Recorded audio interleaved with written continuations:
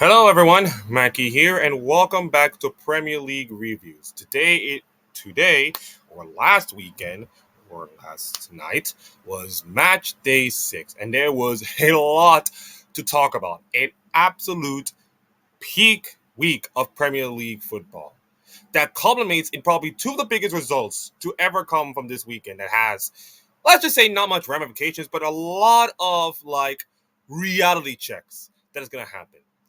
I believe we got to kick off with pretty much the most obvious. Crystal Palace versus Liverpool, and let's be honest, this was not even close. The scoreline may say it was close, but the football and the way it has been playing for like the 90 minutes does not. Crystal Palace should have won this game by 3, 4, 5 goals at least, and it wasn't for Allison. You know, this game could have been much, much worse. I think I said it a couple of times about Liverpool with the defense and all kind of stuff. And would you look at that, Akeem? The chickens have finally come home to roost. To the surprise of absolutely, well, no one. Sadly, no one. Not even my father. I think Crystal Palace deserved this victory. Now, we need to go way back and saying that Sarr scored a goal from an Ismail Sarr goal that come from a corner kick, which unfortunately Liverpool did not even stop it. You say that if you heard that before. And unfortunately did not stop it. Sarr with an amazing strike, 9-minute goal. Crystal Palace lead 1-0. And let's be honest, if you look at the XG, 2.92 to 2.14, despite having 28% of the possession, they just brutalizing Liverpool. Like I said, the game could have been much, much worse. Half Allison would have made all those saves. And he made save after incredible save. There was a ball that hit the post of all things. And Liverpool were decently in the second half. If you look at the halftime, it was a pretty fair, good performance by Liverpool in the second half. In most cases, they made some decent changes. They get rid of Bradley to go in and Cody Gakpo, and then Curtis Jones come in for Alex McAllister, and then Frimpong will come in to Konate, who, my goodness, Konate is having a stinker of this year. Konate is having a stinker of this season, and I think if you want to know why Liverpool are having their problems, this is why. This is literally why. And then it was Federico Chiesa for Florian Wirtz. If you thought Konate having a stinker of a season, Florian Wirtz is having like a stinker of an entire last couple of days or the last couple of months in which he has not adjusted to the Premier League in most cases, or let's just say he has not adjusted to the high octane, high intensity of the Premier League as well. So does Alexander Isak. But I feel like, and I'm going to get through all of this later, but I just feel like this Liverpool team is just a work in progress while trying to win games and trying to become like the dominant team in the Premier League. They're trying to like build an aircraft while flying, and it's a really hard task to do. But I mentioned about the Federico Chiesa being off the bench because for the second time in a couple of weeks since the opening day, he scored 87 minutes from a little botch, situation. And then Federico Chiesa, struck it pretty well inside the box. And all of a sudden it was 1-1, 87 minutes. And you're thinking to yourself, Akeem, okay, here we go again. Here comes Liverpool about to win another ugly game. Go 6 for 6, dominate the top of the table. Probably going to be a pro in the Premier League in which Liverpool will win all their games in a fashion that they do. It's going to be one of those games, That's where my mindset comes in. At around the 87 minutes, my mindset must be thinking Liverpool should win this game. They scored so many late goals, pushing so much. Their mental fortitude is amazing and all kinds of stuff. And the lady luck that they've been riding for so long this season earlier on, in Champions League, of course, it has finally run out. And in the most ironic of ways, it was an Arsenal player who scored. Yes, former Arsenal player to be exact, Edward Nketiah. From a throw-in, by the way, that Liverpool did not, deal with it again. And then right place, right time, Eddie Nketiah through the legs of Alisson, 2-1, 97 minutes, ball game. Crystal Palace have beaten the unbeaten Liverpool to again the surprise of absolutely no one. Because I think I said it a couple of times during my reviews and all that stuff. It has been coming. Liverpool did not look great in all their games, and the fact that they're actually winning is a testament to their mental fortitude and all that stuff. But now, after suffering this loss, and it's not. Yeah, the way it lost was bad, but the manner in which they lost and the manner they got dominated by Crystal Palace. And let's give Crystal Palace their flowers. They earned this victory. They've earned this victory 100%. There is no sugarcoated about it. No horrible bad thing. They've earned this victory 100%. And I think for Liverpool right now, and I'll get to Crystal Palace later, but for Liverpool right now, reality check have set in. They have to face Chelsea next week, and it's now officially a must-win game. I know it's early to say must-win game, but it's going to be like a reality check. And unfortunately for the back line, it has been a problem. It has been a problem all season so far this season. And let's be honest, if he gets injured, they have no chance. And if he keeps getting stinkers like this, Konate not playing well, I don't think Liverpool have no chance. And oh, by the way, guess who was MVP of this matchup? Well. How you like them apples? Hey, so Liverpool, you remember when you tried to get Gay in the transfer window and it failed? Yep. 7.9 rating on the football scale. Shouldn't have him.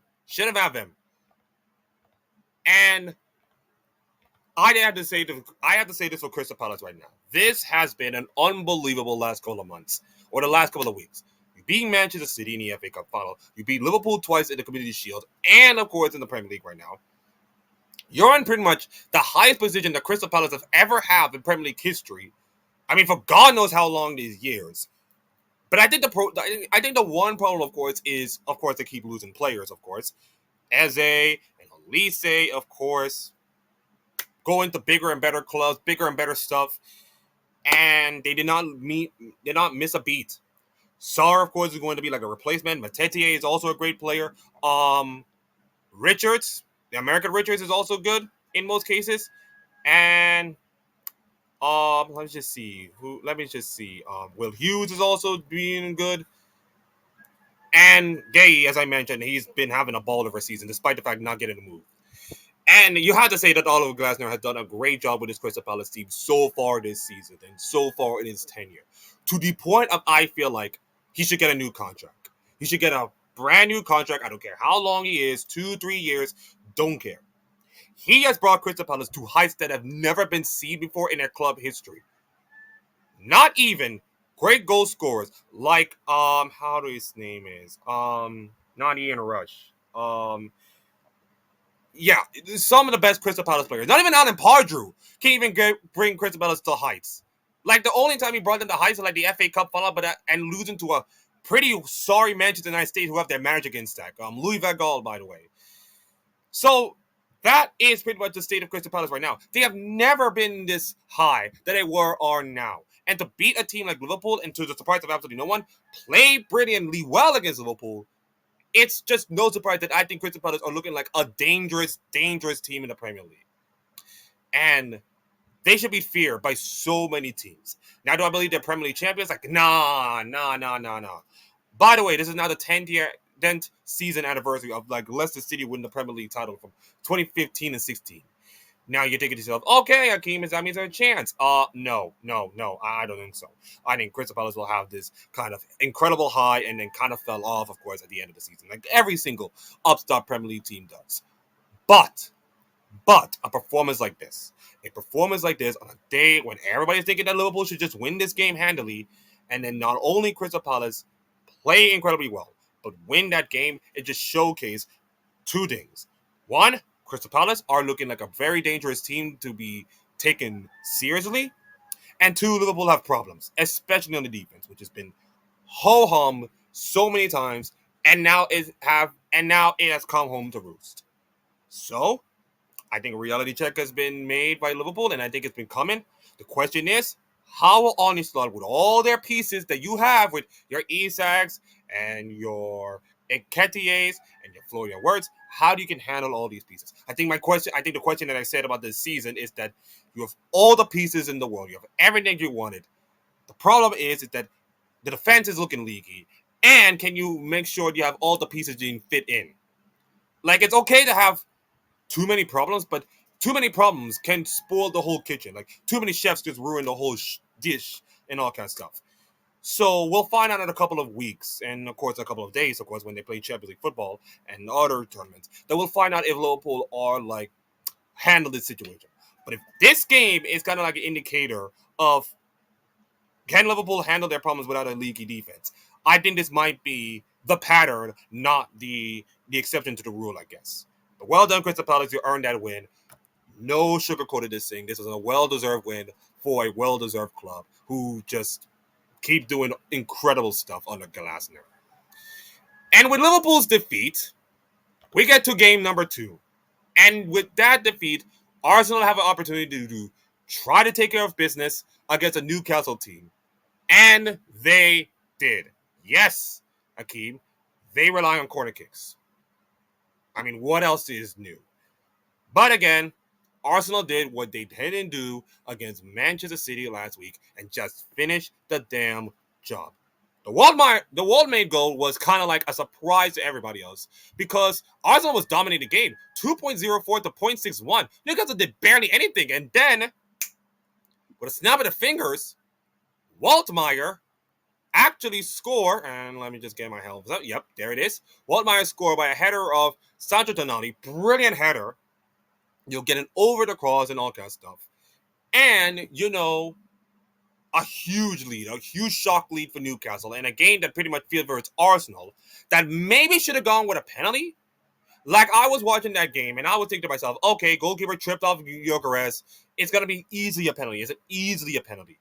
However, we can say all the nasty things about VAR these days and all the ridicule decisions and all kinds of stuff. They got this one right. I believe that Pope touched the ball before Gyökeres decided to clamber him down.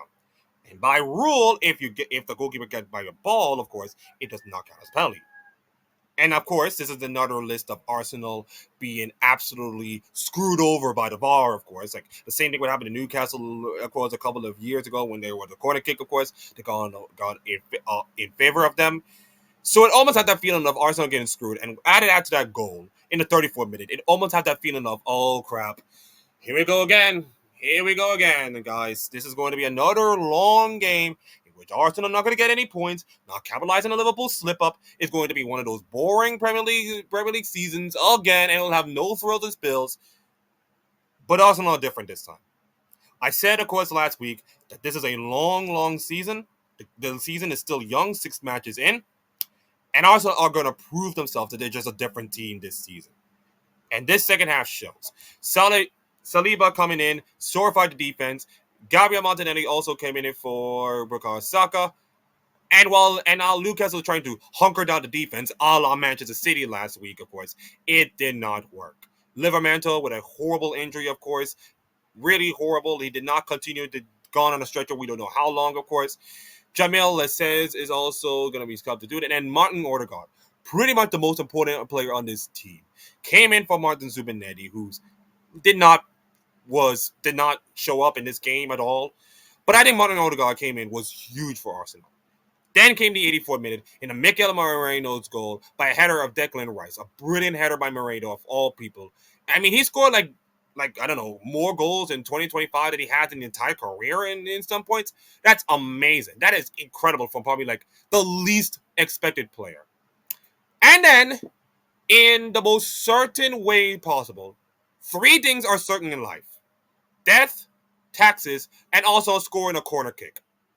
From the Martin Odegaard corner kick, Gabriel with a huge header over top of Newcastle, and for the second time in a couple of weeks, Newcastle's heart is being broken.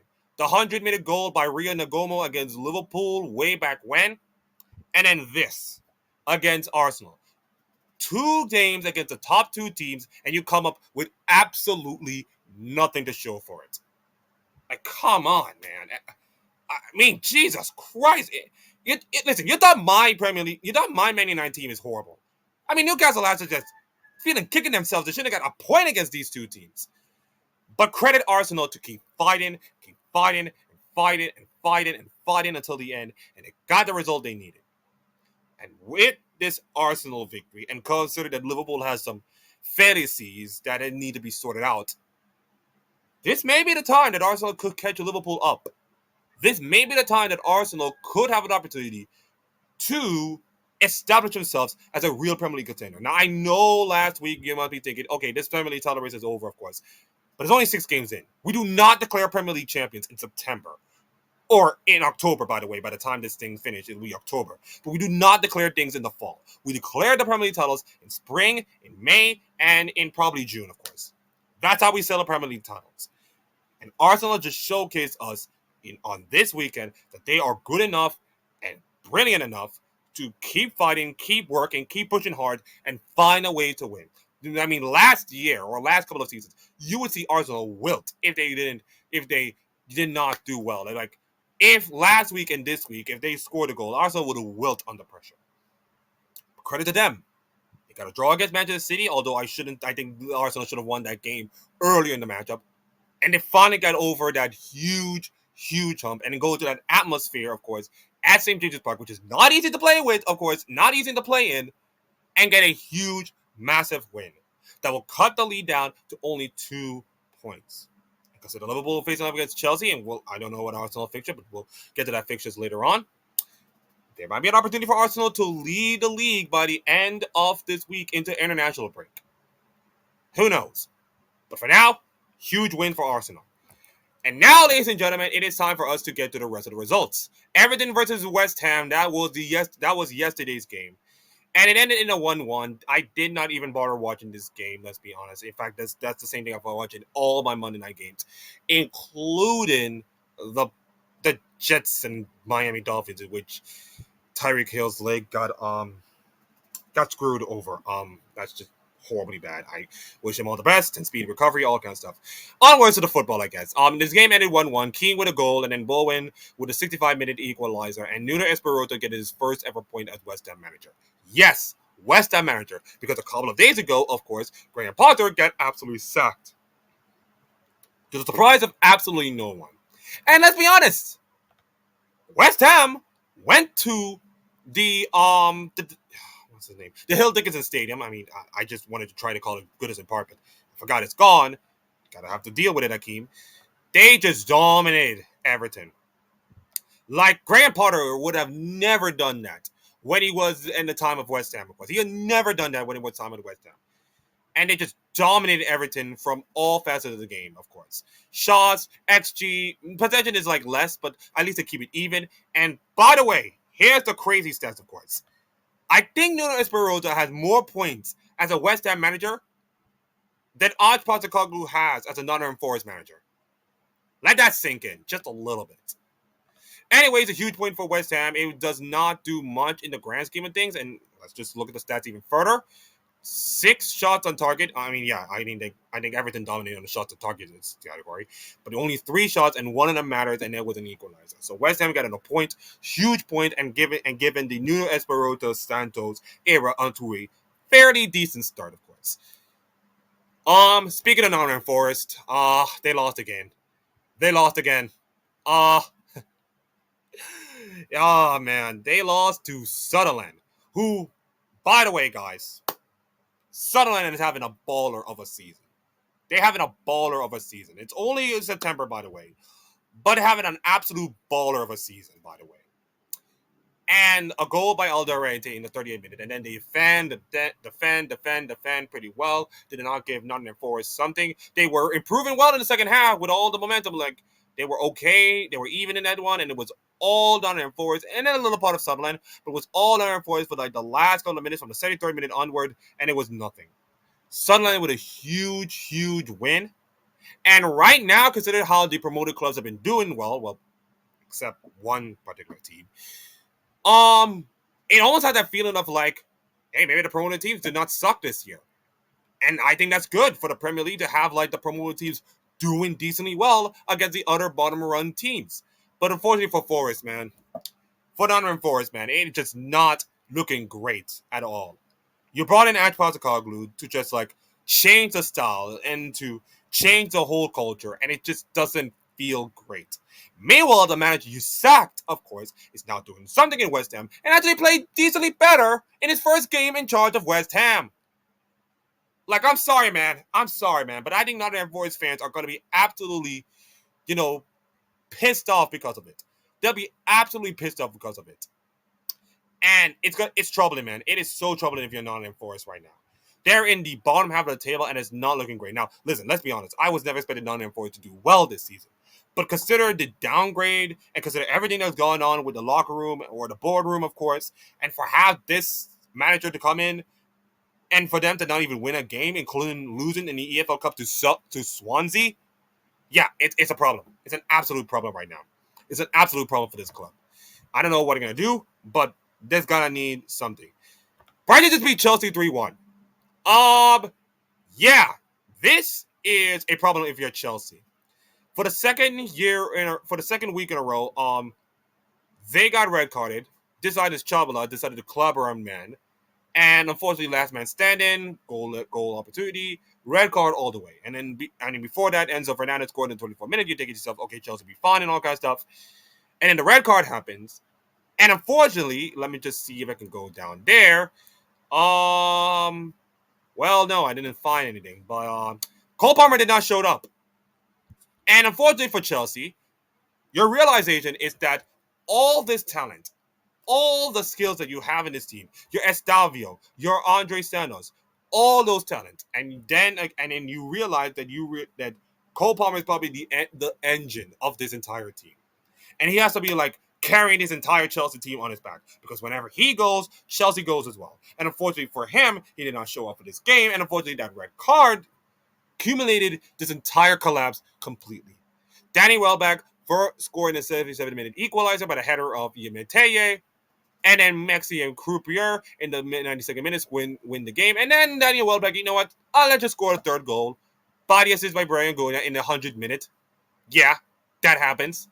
And Brighton with a huge win away from home against Chelsea, who are just further and further away from like being contenders, of course. Now they have an opportunity to like recalibrate this whole thing by beating Liverpool at Stamford Bridge this weekend. But it is not looking good. And without Cole Palmer, and without their skills, and without his charisma, and all this kind of stuff, and without his celebration, of course, it is troubling for Chelsea. It is troubling for Chelsea right now. And the defense is not looking great as well. So, yeah. Huge win for Brighton, though. Huge win for Brighton. And a huge win, and a huge moment for, like, Danny Welbeck, scoring first 2 goals of his season. Consider that he has been, like, on the decline for the last couple of years. For him to score 2 goals at Stamford Bridge, huge. Absolutely huge. Okay, Tottenham versus Wolves. I think I've already done the Sunderland game. Tottenham versus Wolves. And Wolves have a huge... Now, Wolves' record against Tottenham in the stadium is massive. I think it was like the last 7 of the last 9, of course. And Bueno thought to put them on their way with a 54-minute shocker. Absolute shocker. Santiago Bueno with a 54-minute shocker. With a brilliant goal, of course. And you think to yourself, okay, Tottenham's going to lose right now. They're going to lose to Wolverhampton of all teams. And that'd be bad. And then it says, hold my beer, Joao Polina, 94th minute by a brilliant assist by Pape Sarr. Shirt off, going crazy. Everybody go mental. And then Tottenham get another draw. Salvage another draw. And let's be honest. Let me just be honest around you. Now, you're thinking to yourself, okay, the 2 draws are horrible. Let's be honest. But compare this club to my club right now. And compare this club to last year with Ange Postecoglou. Tottenham Hotspur last year would have lost all these games. They could have lost to Brighton. They could have lost to Wolves. They could have lost to so many iffy teams, like the middle of the pack teams, of course, last year. And they show so much fight back. They are showing so much fight back under a calm, decently cool manager with all the chaos that's going on top, of course. Including the fact that Tottenham are not for sale by the family, of course, this weekend. So, yeah, a lot of stuff is happening right now. And Thomas Frank is trying to keep it even keel in the locker room with all of this going on. And for Tottenham to have performances like these, although they're not winning as much, I think, let's be honest, if this Tottenham team could be better than 17th and be fine, I think that's a win for them. I think it's a win for them this season. But they have shown fight, they have shown courage, they have shown resilience, they've shown that they can be a pretty good team, of course. And momentum is, I mean, the game was even, of course. It was an even game, of course. And XG was way in favor of Wolves, and despite the possession. 10 shows out to 9. It was a pretty even game state until that point. So I think the draw will be okay, of course. But Tottenham back then last year would have lost to all of these teams. All of them. And now Tottenham get a draw, and I think we just all to move on. And unfortunately for Wolves, they're just not looking great. Hey, Aston Villa, you won a football game. Yes, finally, you have won a football game, and this time against Aston Villa. 3-1. And it was Watkins, who's been heavily criticized, of course, this on Thursday, of course, during the Europa League matchup in which they won against Bologna. But he came up and scored a big goal. Then John McKing with an absolute worldie. And then Brian Buena in the 51st minute to canceling out Jimenez's goal in the 3rd minute and giving Aston Villa their very first Premier League win. And I know it's only September 30th, but what a huge relief for that Villa Park fans, considering that hot expectations are going through the roof this season. And for them to not even score a goal and not even win in a game, it is going to be, tense. But for them to come up and having a performance like this, it's amazing. It's an amazing performance for them, and the stats don't lie. Not dominating possession, of course, but XG was way in favor of Aston Villa. Shots are pretty much in Fulham's favor, possession in Fulham's favor, but they were more clinical. They're more decisive, of course, and they were quick firing, and they score goals that I don't think they haven't have.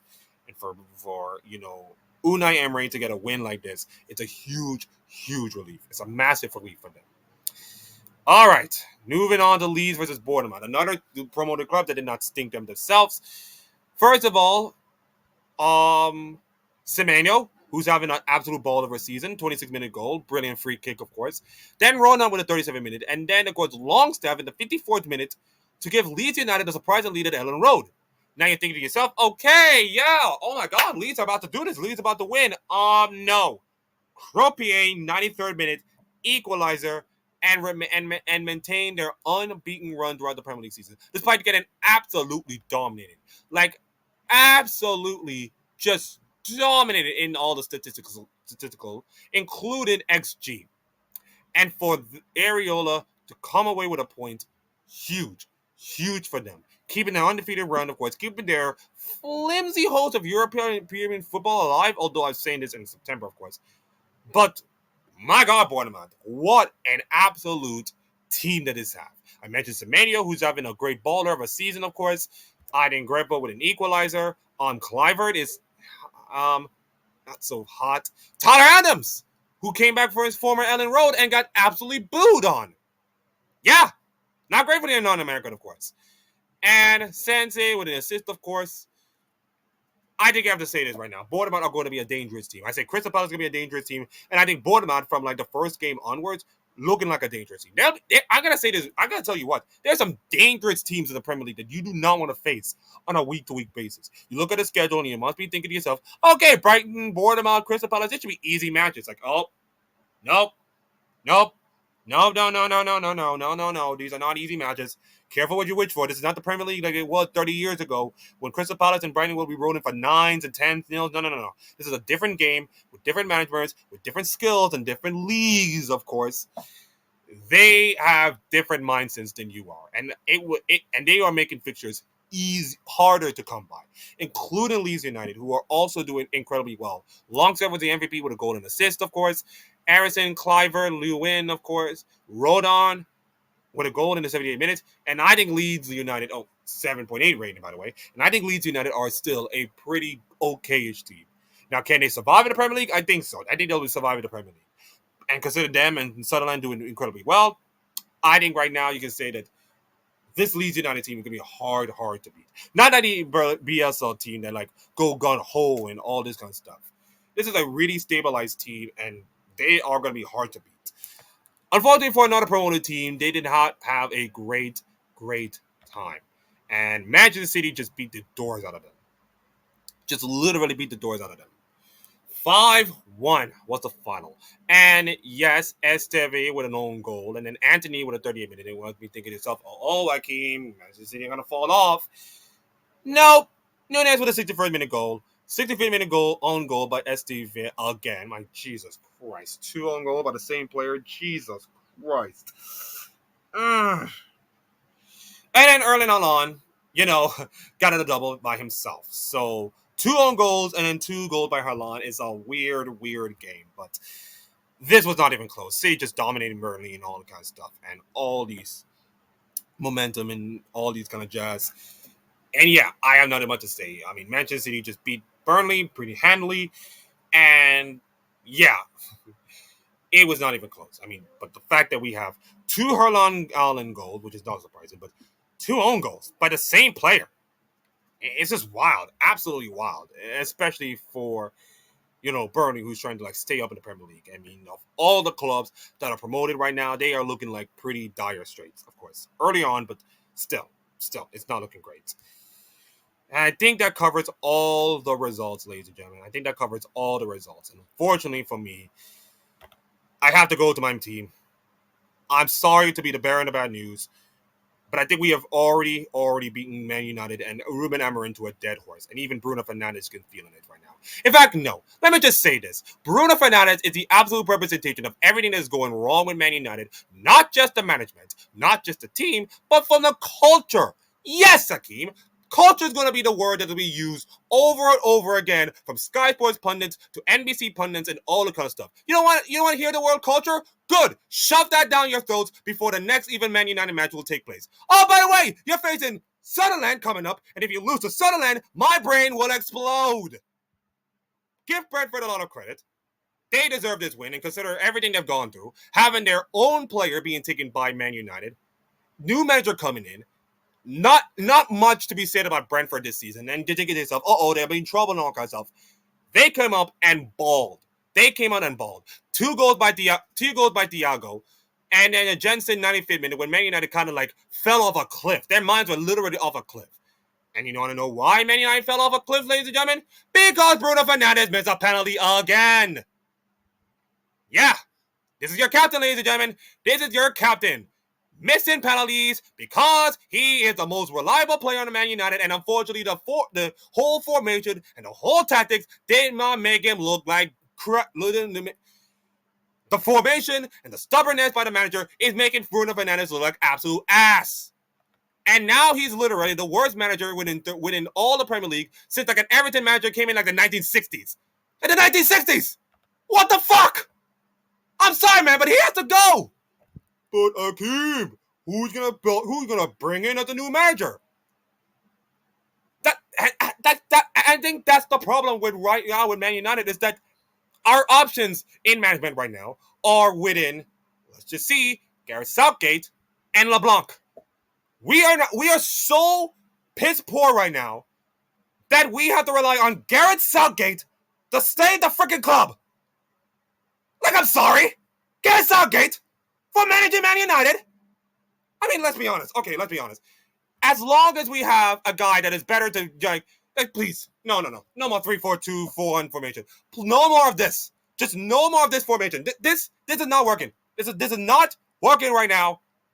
It is not working. And by the way, you know who's the best player right now? Keller, a former Liverpool player who's let's be honest, he was pretty decent for Liverpool in some of the games. And Jordan Henderson. Yeah, you know Jordan Henderson. Gone to Liverpool, went to Saudi Arabia, got absolutely screwed over by so many people because his role of being in the LGBTQ community is not sit well with all the Saudis. What a surprise. Then went to Ajax, and now went to Brentford, and he just beaten us. So congratulations, you get beaten by two former run-of-the-mill Liverpool players. Are you happy now, Man United? No, I'm not. And unfortunately, if we look at the sorry state of the table right now, and we're going to look at the table, as we're about to say goodbye to this trashy match day 6. Not for Brentford, of course, but for me, of course. We're below them. 7 points, -4 goal difference, and we're below them. We are below Leeds United, Fulham, Brighton, Everton, Bournemouth, Sunderland, who are our next opponents, by the way. Oh my god, imagine the season we lose to Sunderland. Jesus Christ. And Crystal Palace! I've already beaten Ruben Amorim into it like a dead horse. But I'm sorry, man. He needs to go to the glue factory. He needs to go to the glue factory and realizing that your sticking to the system is not going to work. This whole sticking to your entire system is not going to sit well. Let me just say this. I think there's a Sky Sports pundit that already said, I watched a Sky Sports pundit talk about Man United and all kind of stuff, and he was right. I feel like the culture has to change because the managers are not working. The players they're recruiting in is not working. The whole atmosphere is not working for them. The entire culture has to change. And right now, Man United are, let Just look at this. 3 points from the bottom. From the bottom three. There are 3 points and minus 3 goal difference away from the bottom. If West Ham and Burnley could get their crap together, and maybe Wolverhampton, of course, maybe. But if those two teams are getting their act together, and so do the rest of the team, including Aston Villa and Newcastle, which I think that they've been hard done by, then they're in the bottom three. And my goodness of gracious, if Man United are in the bottom three, my goodness, DEFCON 1 is going to happen. DEFCON 1 is going to happen. It will be fire and brimstone across the entire Man United public, across the Man United area, including myself. This has been a disgrace. And I'm not surprised at anybody else. And you lose to Brentford, a team that has nothing to play for. And it's just like they're paper tigers. When everything goes wrong, it went wrong completely. To the point of like, if you're a Man United fan, you just have to you just give up on Ruben Amorim and you get another manager, and the whole cycle repeats again, which is also why they do not want to have this whole thing again with the whole cycle of the managers. But let's be honest, guys. Would you rather have a manager that will have to adapt and change and make the players better and be good and have winning, which is a key stat, ladies and gentlemen. He has not won 2 games a freaking row. Look at the other teams. Crystal Palace have won 2 games in a row. For fuck's sakes. And you get a manager that adapt, that has smaller amount of players, that won trophies, for God's sakes, and we got nothing to show for. Nothing. Like, give me a fucking break! So I'm sorry, man. I'm sorry, but I have to get off the train before my heart rate is gonna get exploded, and it will get worse and worse. So I'm coming off the train. I am coming off this fucking train right now, and I'm gonna go to La Liga for probably the biggest ass whooping of the week. The absolute cinema of the week goes to Atletico Madrid being the absolute crap out of Real Madrid. 5-2. Who saw this coming? Not me. And not even Atletico Madrid fans, who I think many people are looking at this as a mid team with all this kind of stuff. And everybody looking at Xabi Alonso saying, hey guys, we got to cover the coach. This team is winning, all kinds of stuff. Xabi Alonso's cooking, and it's like, nope. Your defense is looking crap. Your team is just not a finished product. And like Liverpool, you got humbled pretty handily by your rivals, by your biggest city rivals, and it was an absolute smacking. And you gotta give Atletico Madrid credit. There was a huge win for them. It was an absolute huge win for them, and they just dominated you. Look at this domination. 2.34 XG to 0.66, and look at this domination. It was not even close, man. It was not even goddamn close. So, huge win for them. Barcelona with a huge win over Real Sociedad. And there's some other results in La Liga. You got Betis with a 2-0 win. Valencia and Real Oviedo will play today. That match was, postponed because of, wet pitches and I don't know. I have no reason. But Sevilla with a huge win. Mallorca with a huge win. If you look at the table right now, Real Madrid has fallen off from being the unbeatens and fallen off for second place to, surprise, surprise, Barcelona. Who would have guessed it? And by the way, the next game against Villarreal, who's also third place. Elche occupied number 4. Atletico Madrid are 5th. And if you look at the bottom 3, it's Mallorca, Real Oviedo, and Girona. Remember Girona, who made it to the Champions League? Pepper Farm remembers. They're not looking great right now. And unfortunately, we have some really sad news. The San Siro is being teared down. And yeah, it has been coming. Well, not coming, of course. They have a vote a couple of hours ago that was heavily approved to demolish this entire stadium and to rebuild, of course, into the new arena, which is, I think, let's be honest, I think this is kind of like overstaying his welcome. This iconic, incredible stadium has just overstayed his welcome. And it said that they are having a green line to buy the San Siro area, so the most of the Stadio Mezia will be demolished, of course, and bring a new stadium in the same zone. And by the way, Roberto Spagnolo, which is the same, of course, constructor who bring out the Atalanta Stadium, the brand new Atalanta Stadium, which is also magnificent.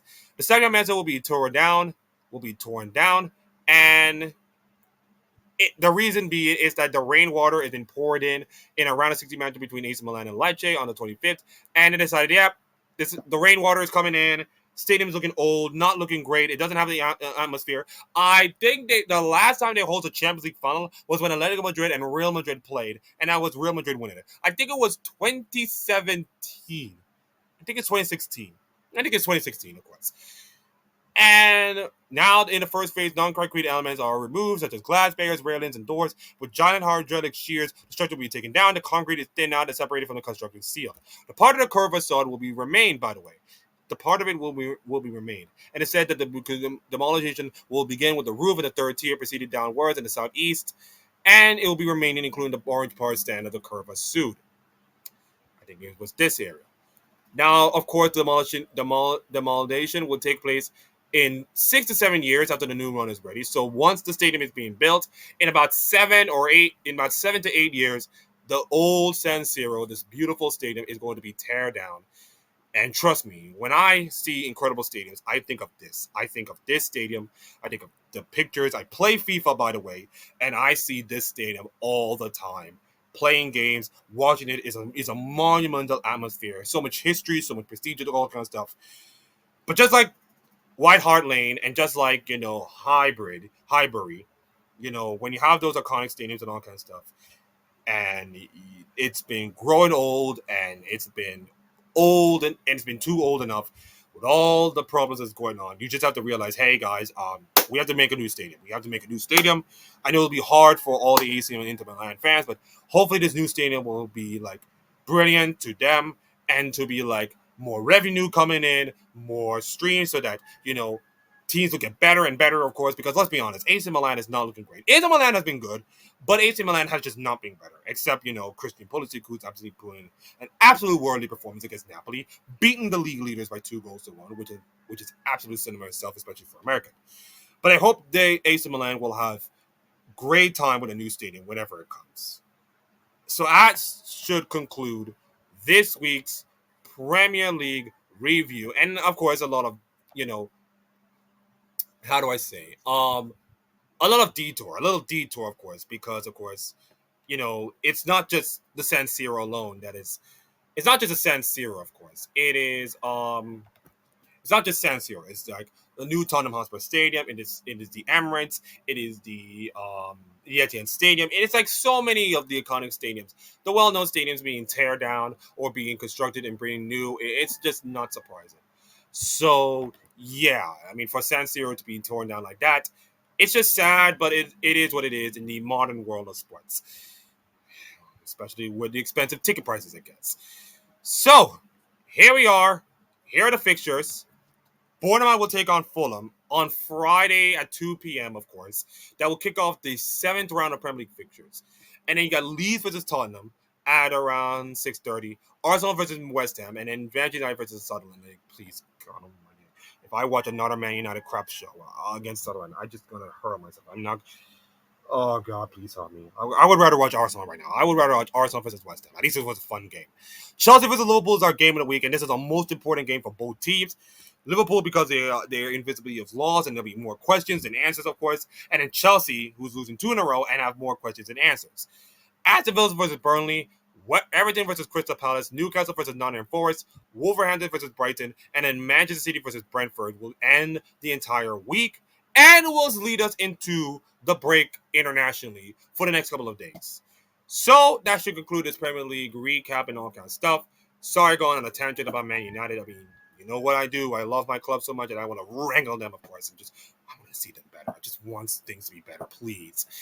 Anyways, hey, thanks for watching. Like, comment, subscribe to this video for more Premier League stuff and more sports stuff, because, of course, Champions League is going on right now. Baseball is going on right now. WBA is having its finals, of course.